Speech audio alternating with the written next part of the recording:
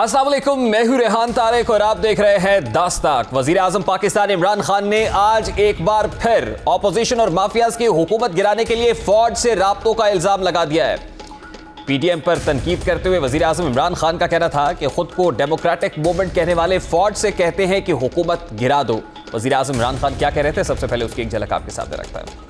कहते हैं कि जी हमें एनआरओ दो, नहीं तो हम गवर्नमेंट गिरा देंगे। फौज को बुला रहे हैं कि फौज आके गवर्नमेंट गिरा दे। अपने आप को डेमोक्रेटिक मूवमेंट कहते हैं क्योंकि उनका सारों का मकसद अपने इंटरेस्ट प्रोटेक्ट करना है। ये सारे जो माफियाज हैं ये अपने मफादात की हिफाजत की जंग लड़ रहे हैं और उसके लिए कुछ भी करने के लिए तैयार है।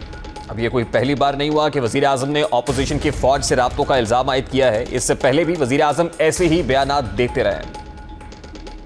18 में इसको तकलीफ ये कि एस्टेब्लिशमेंट ने फिर से क्यों नहीं मदद की। इलेक्शन की रात को शाम को 8 बजे रंगबाज ख्वाजा टेलीफोन कर रहा है जनरल बाजवा को, जनरल साहब मैं इलेक्शन हार रहा हूं, मेरी मदद करें। मुझे इसलिए नहीं प्रॉब्लम क्योंकि आईएसआई को पता है कि इमरान खान कैसी जिंदगी गुजार रहे हैं। फौज को कहना कि एक इलेक्टेड हुकूमत को गिरा दो, अपने आप को डेमोक्रेट्स कहते हैं, इलेक्टेड हुकूमत को गिरा दो। पाकिस्तान की ऑपोजिशन इस तरह पाकिस्तान की फौज को टारगेट कर रही है। जो हमारी ऑपोजिशन जिन्होंने पहले दिन से कहा कि नाहिल हैं और इनको निकाल देना चाहिए, फिर फौज को, पाकिस्तान की फौज को कहते हैं कि इलेक्टेड गवर्नमेंट को गिरा दो।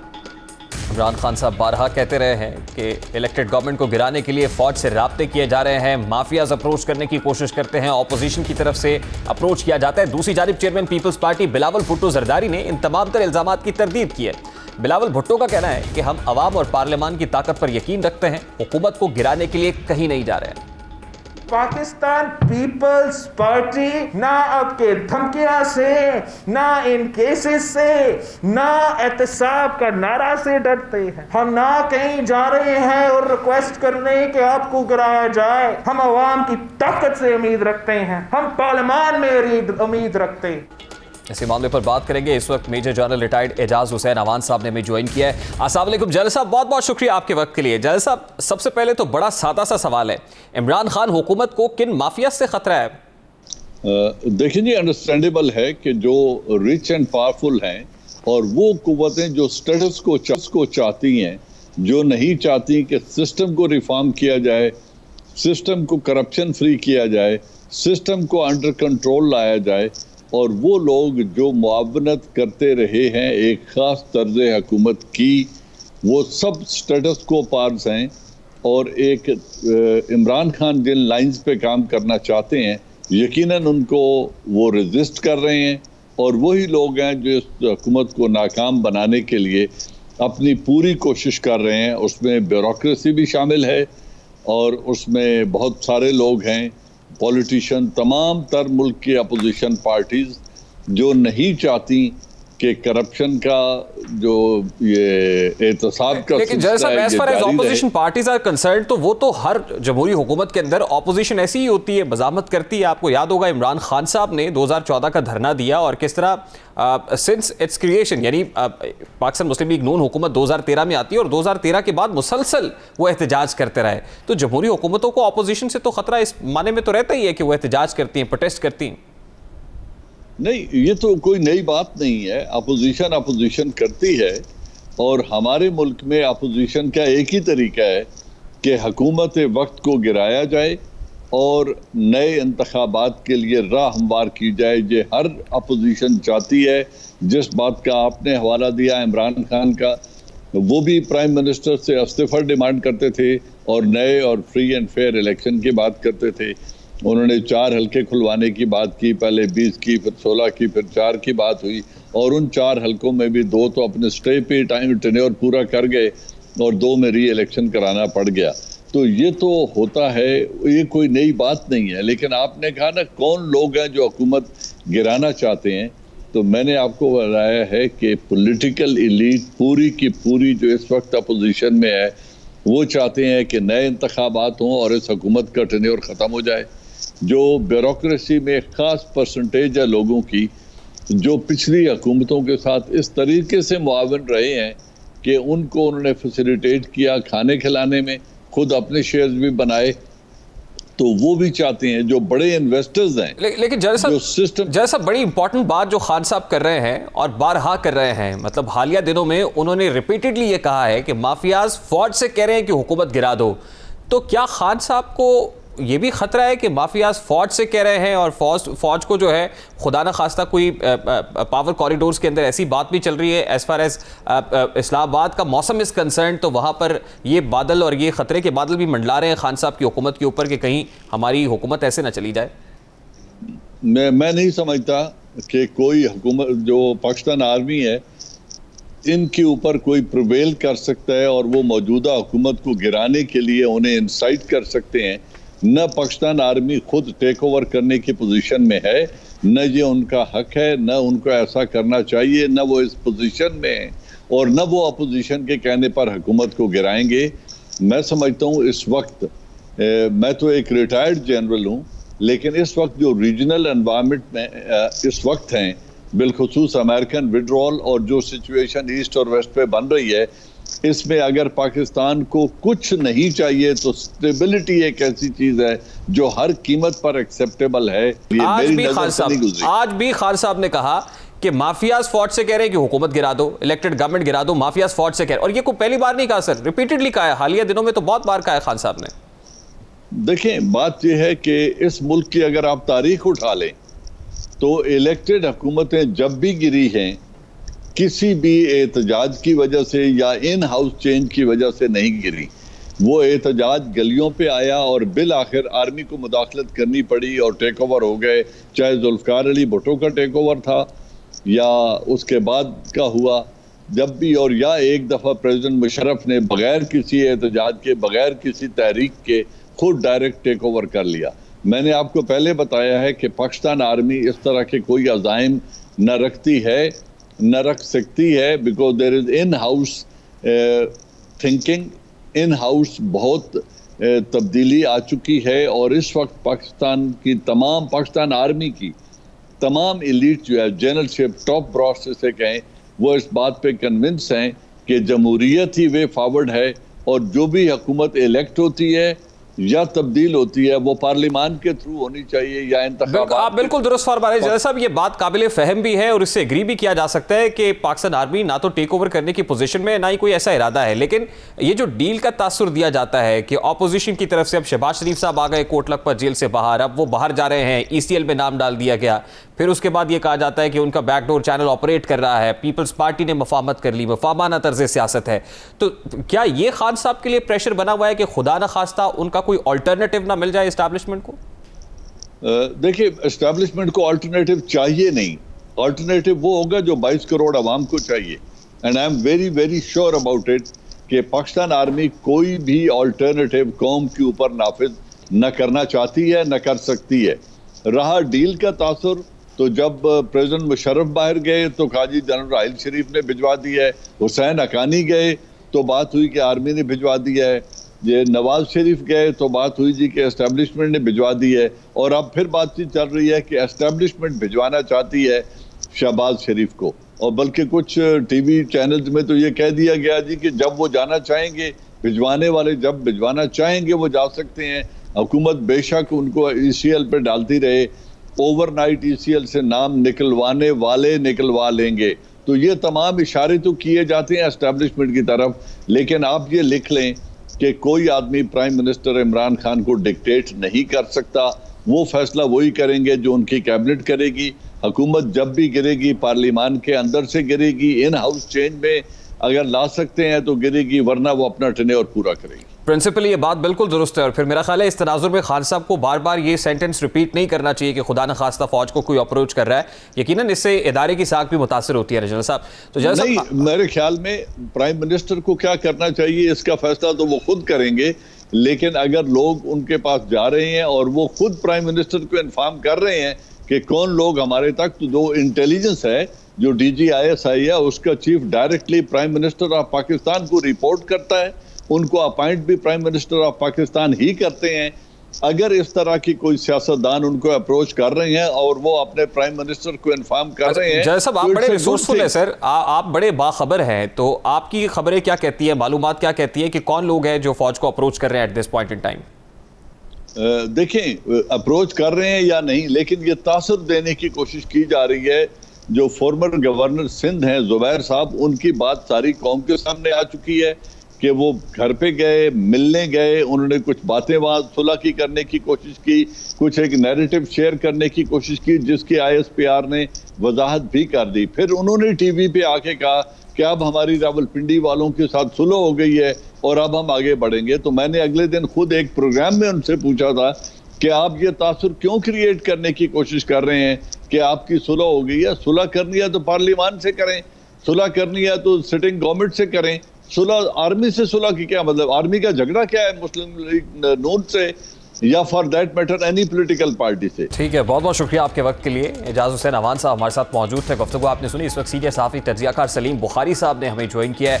अस्सलाम वालेकुम बुखारी साहब, बहुत बहुत शुक्रिया आपके वक्त के लिए। बुखारी साहब, एजाज अवान साहब की गुफ्तगू आपने सुनी है, मुक़्तदिर हलकों को तो मुतबादिल नहीं चाहिए है, तो फिर ये अपोजिशन के लोग जाकर क्यों मुक़्तदिर हलकों से मिलते हैं और उनको कन्विंस करने की कोशिश कर रहे हैं? ऐसा नहीं है, क्योंकि जो ज़ुबैर का एपिसोड हुआ था, अगर आपको याद हो, तो उसके बाद एक इंस्ट्रक्शन आई थी लंदन से मियां नवाज शरीफ की कि nobody will meet any army officer without prior permission. याद है आपको? जी बिल्कुल। तो मैं नहीं समझता कि एनीबडी अंडर हिज नोज उसकी इंस्ट्रक्शन की वायलेशन करेगा। ये तो उस वक्त था, at that point in time, लेकिन आज तो मरियम बीबी खुद कह रही है कि मज़ाहमत होगी तो मफामत होगी। देखे ना, आज तो मफामत की बात खुद पाकिस्तान मुस्लिम लीग नून कर रही है। इस मैसेज की इंटरप्रिटेशन बहुत मुख्तलिफ है।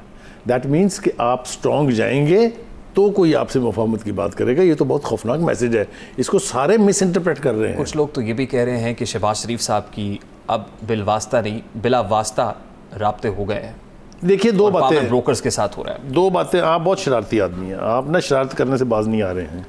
मैं आपकी शरारत समझ रहा हूँ, उसके मुताबिक जवाब देने की कोशिश करता हूँ। देखिए, गुजारिश ये है कि इसमें कोई शुबा नहीं है कि इस्टेब्लिशमेंट चाहती है कि जो मेन स्ट्रीम दोनों पॉलिटिकल पार्टीज़ हैं, चाहे वो जरदारी साहब हैं चाहे नून है, इनके साथ बातचीत की जाए, क्योंकि इस बात पे वो कन्विंस हैं कि जो इमरान खान साहब की हुकूमत है इससे डिलीवरी नहीं हो सकती। लेकिन वो ज़माने गए ना, गलतियाँ तो माजी में सबसे हुई हैं, इदारों से भी हुई हैं, पॉलिटिकल पार्टीज से भी हुई हैं। मेरा नहीं ख्याल कि किसी ने मेरा नहीं ख्याल कि एक्सेप्ट करते हैं। मेरा नहीं ख्याल कि किसी ने कुछ सीखा है किसी से।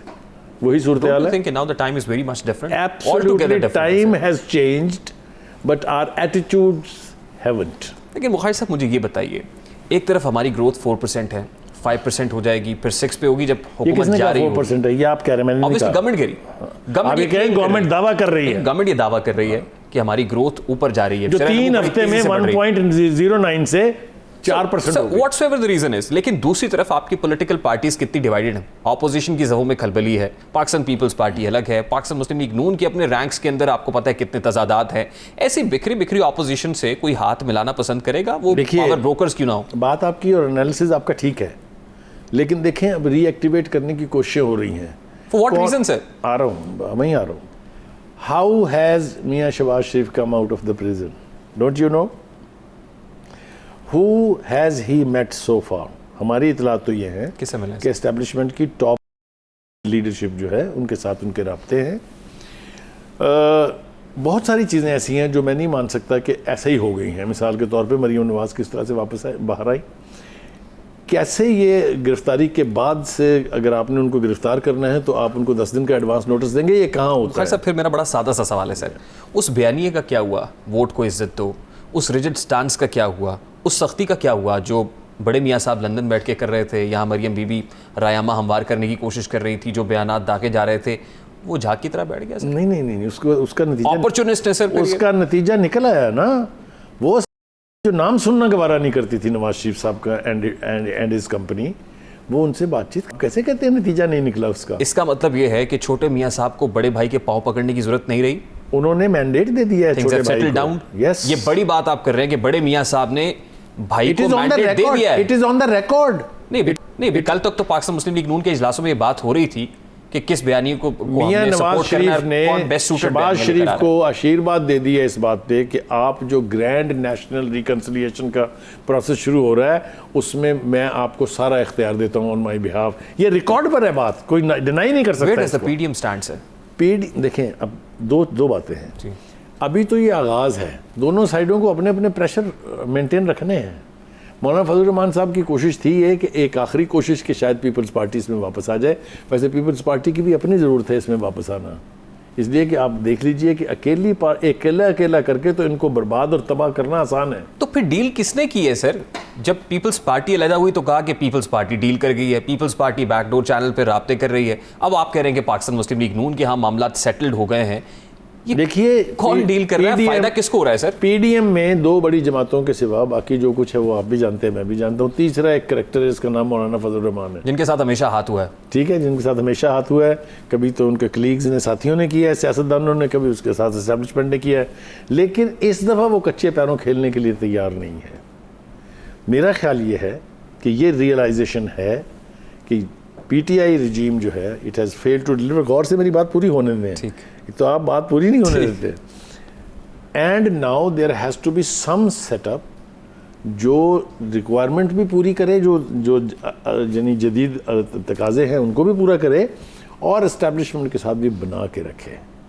मेरा ख्याल ये है कि after so long Mian Nawaz Sharif साहब, Muslim League, Maryam, they are all on one page to start negotiations मुमकिन हो सकता है मेरे और आपके बात करते हुए ऑलरेडी इन प्रोग्रेस हो। मैं इतनी डेंजरस बात कह रहा हूँ आपके प्रोग्राम में। हुकूमत अपनी मुद्दत पूरी कर लेगी फिर? कोई शी, उन्होंने तो नहीं फैसला करना है।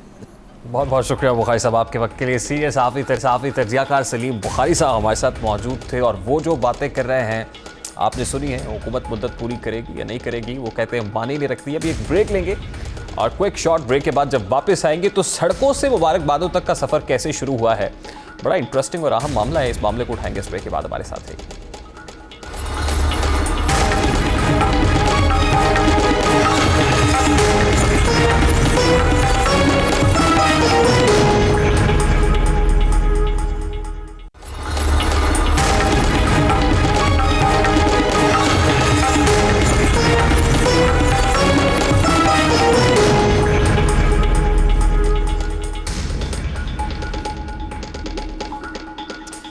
Welcome back. वज़ीर आज़म पाकिस्तान इमरान खान 22 बरस से एक नारे, एक नजरिए और एक बयानिए के साथ खड़े रहे हैं। वो नारा, दावा, नजरिया और बयानिया था, कौमें सड़कों की बजाय इंसानों की तामीर के जरिए बनती हैं। ह्यूमन डेवलपमेंट पर खर्च करना चाहिए, रादर देन कि आप बड़े बड़े मनसूबा जात बनाए और फीते काटते रहें।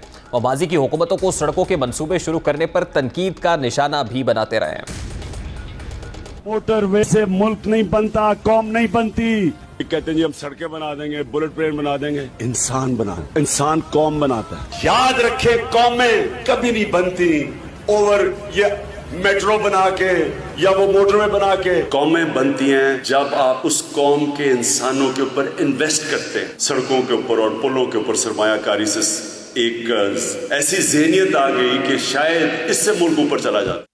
सियासी जमातों ने वज़ीर आज़म को समझाने की कोशिश की, बताया कि तरक्याती मंसूबे शुरू करने से मुल्क में रोजगार के मौके पैदा होते हैं, कई सनतों को फ़रोग़ मिलता है, तरक्की और खुशहाली का दारोमदार सड़कों पर ही होता है। वज़ीर आज़म ने कौम को, अवाम को और सियासी क़यादत को बताया कि सड़कों के बगैर भी मुल्क तरक्की कर सकता है। लेकिन इक़्तिदार में आते ही वज़ीर आज़म अपने दीरीना मौक़िफ़ से पीछे हट गए।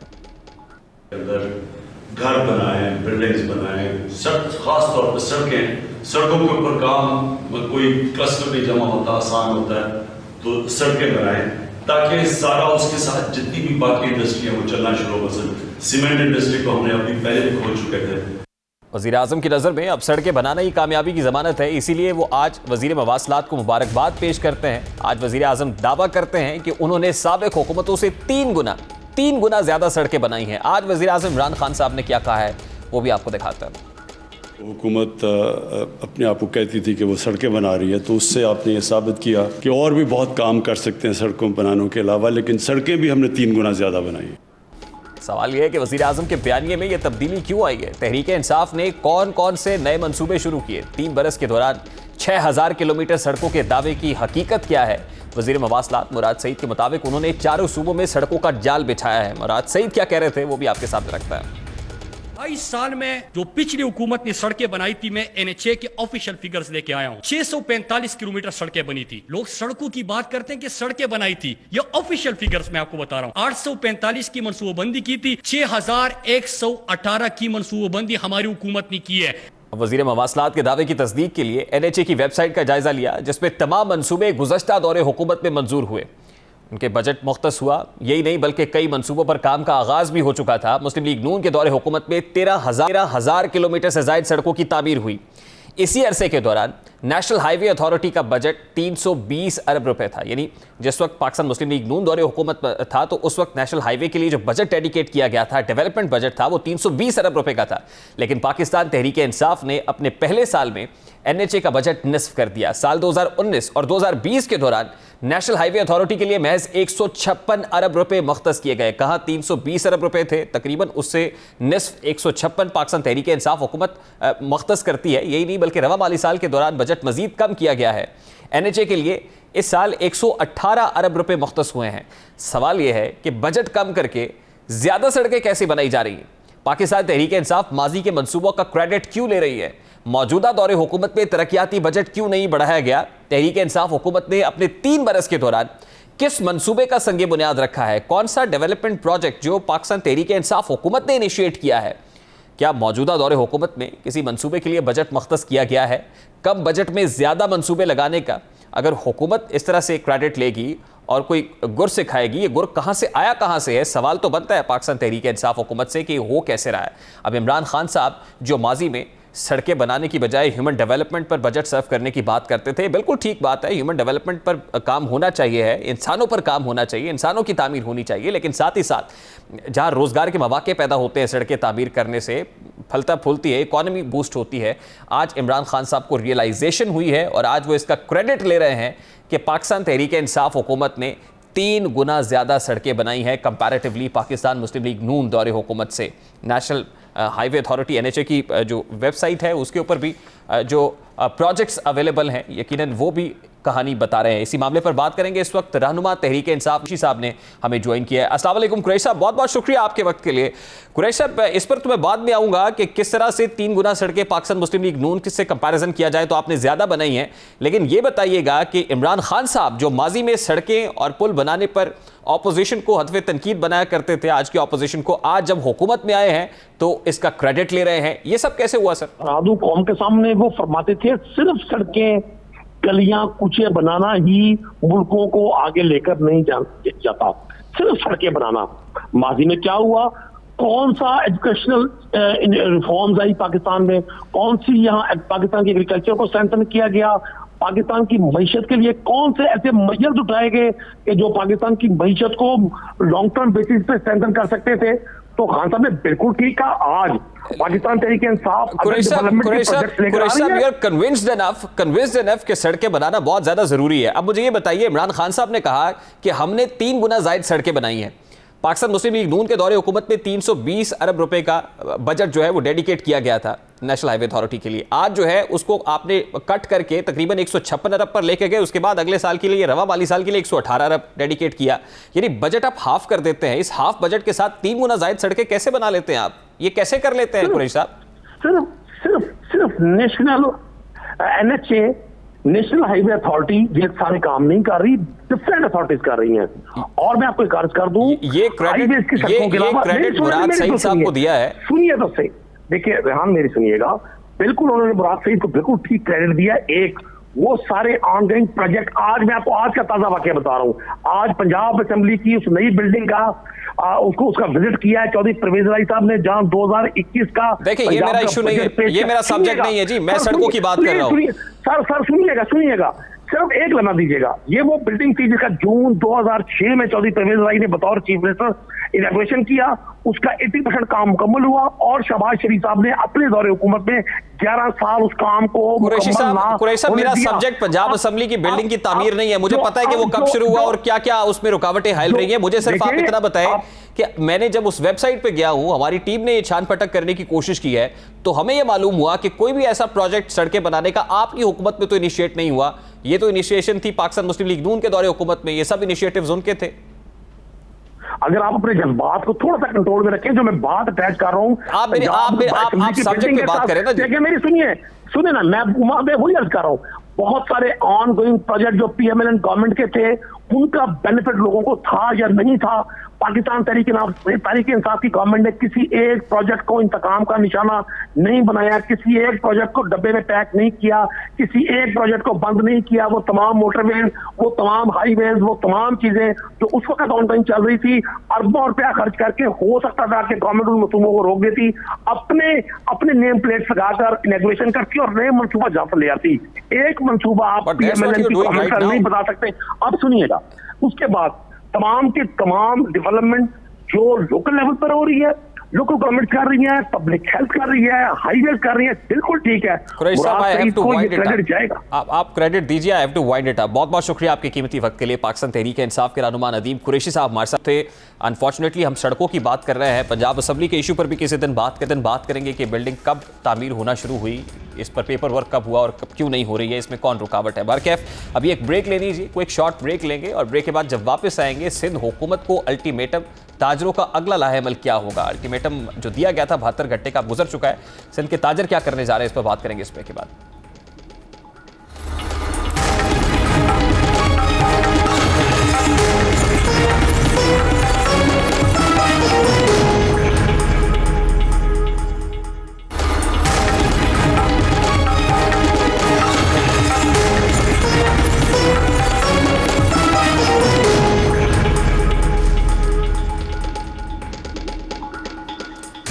Welcome back. सिंध के ताजिर अपने मुतालबात के हक में एक बार फिर हुकूमत के सामने डट गए हैं। उनका मुतालबा यह है कि हफ्ते के रोज कारोबार खोलने के लिए ज्यादा वक्त दिया जाए। सुबह 6 बजे से शाम 6 बजे तक का वक्त दिया गया है, लेकिन ताजरों का मुतालबा यह है कि 8 बजे तक हमें कारोबार खोलने दिए जाए। 9 नुकाती एजेंडा हुकूमत के सामने पेश किया गया। हुकूमत को मुज़ाकरात की दावत दी गई। 72 घंटे का अल्टीमेटम था, लेकिन वो अल्टीमेटम अब गुजर चुका है। ताजिर क्या करने जा रहे हैं, इस मामले पर बात करेंगे। इस वक्त convener Karachi Tajir action committee Atiq Mir साहब हमारे साथ मौजूद है। अस्सलाम वालेकुम अतीक मीर साहब, बहुत बहुत शुक्रिया आपके वक्त के लिए। सबसे पहले तो ये फरमाइएगा कि आपकी जानिब से हुकूमत को 72 घंटे का अल्टीमेटम दिया गया था, 72 घंटे गुजर चुके हैं, आपका लाइन ऑफ एक्शन क्या होगा? देखिए, मैं एक एक्शन कमेटी आज भी बहुत जज्बाती थे ताजिर, बहुत ज़्यादा इस बात को महसूस किया जा रहा था कि 72 घंटे की अल्टीमेटम के बावजूद किसी ने भी हुकूमती सिंध हुकूमत के नुमाइंदे ने राब्ता नहीं किया। ये सारा एक मुशावरत का काम है, क्योंकि सारे हमारे मामलात जायज़ हैं। मैंने आज मैंने बुर्दबारी का सबूत आज भी ये दिया। मैं कभी भी एहतजाज के हक़ में नहीं रहा कोरोना जब से ये सिलसिला इसका फैला है, क्योंकि मैं आज भी एक्शन कमेटी के सरपरस्त आला की हैसियत से, मुशीर की हैसियत से मैंने मशवरा दिया कि हुकूमत खुदा करे कल या परसों हमसे रब्ता कर ले, हमें रैली की तरफ ना जाना पड़े, क्योंकि कराची में इस वक्त एक बहुत ज़्यादा एक लावा पक रहा है। रेस्टोरान, होटल, ताजिर, पुलिस की ज़्यादतियाँ, मार्केटों का सील होना, ये एक बहुत ही जज्बाती सूरत हाल पैदा हो गई। इसलिए मुझे डर है कि अगर ये एहतजाज हुआ, अगर हम इश्तिहार की तरफ चले गए तो मौजूदा सूरत हाल कतई इसके लिए नहीं। लेकिन अतीक मीर साहब, बिल्कुल उस वक्त जिस वक्त आप हुकूमत को मुज़ाकरात की दावत दे रहे हैं, जिस वक्त आप उनसे कह रहे हैं कि आपके साथ बैठे, आपके मुतालबात को सुना जाए, एक तरफ ताजरों के हाल लावा पक रहा है, तो दूसरी तरफ कोविड भी तो बहुत शदीद हो रहा है ना। इस वक्त कराची के अंदर इन्फेक्शन रेट जो है वो 11% से एक्सीड कर चुका है, तो ये हालात आपके पेश नज़र नहीं है? देखें, वो तो एक्सीड करेगा जब आपने 6 बजे की बंदिश लगा दी। मार्केटों का हाल तो देखें, सड़कें तो देखें, गलियां मोहल्ले तो देखें। अगर कोविड इस बात से फैल रहा है कि लोग आपस में सोशल डिस्टेंसिंग ख़त्म करें, एक दूसरे से जुड़ जाएं, तो हुकूमती इक़दाम तो सब इसी जानिब लोगों को लेके जा रहे हैं। अगर इसको टाइम को बढ़ा दिया जाता है तो ट्रैफिक की मूवमेंट तकसीम हो जाएगी। लोगों की मार्केटों में आना, एक ही वक्त में 2 घंटे में कराची में लाखों लोग मार्केटों की तरफ आ जाते हैं। तो खरीदारी तो महदूद लोग करते हैं, बाकी लोग सिर्फ कोरोना फैलाने का सबब बनते हैं। तो ये बात दुनिया समझ रही है, मीडिया के बहुत सारे देखिए, हुकूमत ने आपको एक क्वेश्चन तो दिया कि आप हफ्ते के रोज कारोबार ओपन कर सकते हैं, सुबह 6 बजे से लेकर 6 बजे तक की औकात कार आपके पास है, आप जो करना चाहते हैं करें। लेकिन अभी मुझे इख्तिसार से बता दीजिए कि आपके अल्टीमेटम गुजर जाने के बाद आपका लाइन ऑफ एक्शन क्या होगा? क्या आप सड़कों पर एहतजाज करेंगे, जुलूस निकालेंगे, रैलियां होंगी, क्या करने जा रहे हैं आप? देखिए, फर्द वाहिद का तो इसमें कोई ऐलान नहीं है।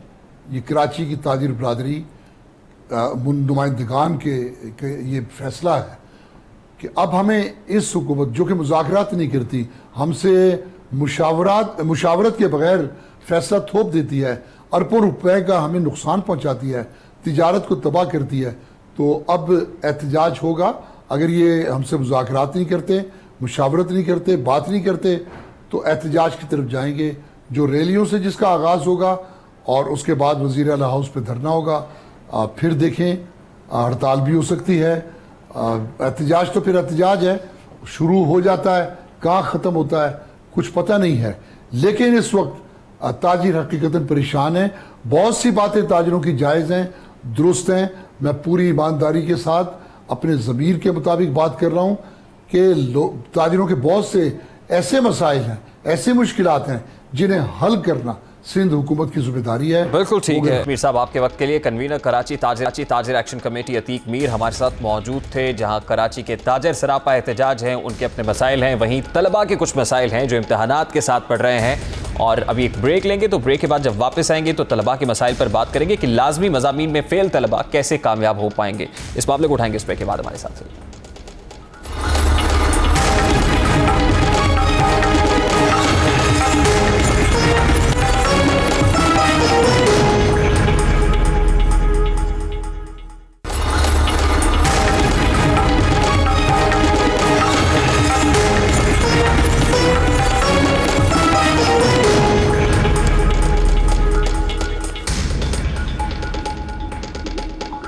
Welcome back. स्कूल्स कब खुलेंगे, इम्तहानात होंगे या नहीं, इम्तहानात कैसे होंगे, बच्चों ने क्या सीखा, इसका जायज़ा कैसे लिया जाएगा, ये सवालात गुज़श्ता 2 माह से वालिदैन, बच्चों और असातिज़ा के लिए परेशानी का बाइस बने हुए थे। लेकिन हुकूमत ने इन तमाम सवालात का जवाब दे दिया है। स्कूल्स खुलेंगे, इम्तहान भी होगा, बच्चों को कमरा इम्तहान में मौजूद अगर इम्तहान देना होगा वहाँ पर रहेंगे तो फिर इम्तहान होगा, यानी कि वर्चुअली तो कुछ नहीं हो सकता। असेसमेंट के लिए कोई ऐसा मैकेनिज्म नहीं बनाया। जब आपने बच्चों को ऑनलाइन पढ़ाया है तो फिर एग्जामिनेशंस के लिए असेसमेंट का कोई तरीक़ाकार वज़ा क्यों नहीं किया गया, ये एक सवालिया निशान ज़रूर है। तलबा हुकूमत के इस फैसले से ज़्यादा खुश दिखाई नहीं दे रहा है। सड़कों पर एहतजाज हो रहा है, तोड़ फोड़ हो रही है, नारेबाजी हो रही है, तलबा कशमकश और मखमसे का शिकार है। बच्चों के इम्तहानात खुद से एक इम्तहान बन चुके हैं। हुकूमत ने इख्तियारी मज़ामीन जो इलेक्टिव्स थे उनकी बुनियाद पर बच्चों का जो इम्तहान है वो लेने की कोशिश की है। उसका ऐलान किया कि असेसमेंट सिर्फ इलेक्टिव्स पर होगी। तो सवाल पैदा हुआ कि चंद मज़ामीन की बुनियाद पर बच्चों की कारकर्दगी को कैसे जांचा जा सकता है। जो बच्चे लाजमी मज़ामीन में फेल थे और दोबारा से इम्तहानात दे रहे हैं, जो रीअपीयर हो रहे हैं, रिपीट कर रहे हैं, उनके इम्तहानात होंगे या उनका साल फिर ज़ाया हो जाएगा। बच्चों ने ऑनलाइन पढ़ाओ तो उनके फिजिकल इम्तहानात क्यों लिए जा रहे हैं, मतलब ये इस हवाले से ट्रेंड बन रहे हैं कि अगर हमें ऑनलाइन पढ़ाया जा रहा है तो फिर आप जो हमारे पेपर्स हैं, असेसमेंट है, उसके लिए कोई तरीक़ाकार वज़ा क्यों नहीं कर रहे हैं। सरकारी तालीमी इदारों में बच्चों ने सिर्फ 4 माह तालीम हासिल की है, 4 माह की बुनियाद पर उनका जायज़ा क्यों लिया जा रहा है, ये एग्ज़ाम्स क्यों हो रहे हैं। इन्हीं सवालात के जवाब माहिरीन तालीम से लिए गए। माहिरीन तालीम के मुताबिक रवा तदरीसी साल के दौरान प्राइवेट तालीमी इदारों ने बच्चों को ऑनलाइन तालीम दी, जबकि सरकारी तालीमी इदारों ने बच्चों को नवंबर से मार्च तक 60% निसाब को दोहराया है। उन्होंने सिर्फ वही कवर किया है। हुकूमत भी इसी 60% की बुनियाद पर बच्चों की कारकर्दगी जांचेगी, लेकिन ऐसा मुश्किल नजर आता है। बच्चे ना तो मौसर अंदाज में सीख सके हैं और ना ही उनका इम्तहान भी मौसर अंदाज में लिया जा सकेगा। हुकूमत को इस हवाले से माहिरीन से मुशावरत के बाद ही कोई फैसला करना चाहिए था। इख्तियारी मज़ामीन से ज़्यादा ज़रूरी लाजमी मज़ामीन का इम्तहान था, क्योंकि मुस्तक़बिल में इन्हीं लाजमी मज़ामीन से फ़ायदा उठाया जा सकता है। मतलब ये पढ़ने बहुत ज़रूरी हैं। अगर मैंडेटरी सब्जेक्ट्स नहीं पढ़ते और उनकी असेसमेंट नहीं होती तो फिर इट्स गो इन वेन, ये तो it goes down the drain. बावजूद माहिरीन तालीम फ़िज़िकल इम्तहानात के हामी थे, क्योंकि ऑनलाइन तरीका इम्तहान किसी भी सूरत में मौसर नहीं हो सकता। बहरहाल मुल्क में तालीम को बचाने के लिए इम्तहानात तो ज़रूरी हैं, क्योंकि इन्हीं बुनियादों पर बच्चों का जायज़ा और उन्हें आगे बढ़ने के लिए मोटिवेशन दी जा सकती है। लेकिन हुकूमत तलबा के लिए वाज़े मौक़िफ़ अपनाने में अभी तक नाकाम दिखाई दे रही है। तलबा के एहतजाज पर संजीदगी का इजहार करना होगा। इस वक्त तलबा अपने मौक़िफ़ को दुरुस्त साबित करने के लिए सड़कों पर तो हैं, मगर यह भी ज़रूरी है कि एहतजाज के दौरान एहतियात का दामन भी खा जाए और तोड़ फोड़ ना हो। ये मामला कंसेंसस के साथ हल कर लिया जाए। तलबा सड़कों पर प्रोटेस्ट ना करें, एहतजाज ना हो, ये यकीनन कौम के मुस्तक़बिल के लिए भी अच्छा नहीं है। ये तो था आज का दस्तक। आपसे मुलाकात होगी इंशाअल्लाह अगले हफ्ते। अपना रखिएगा ख्याल। अल्लाह हाफ़िज़।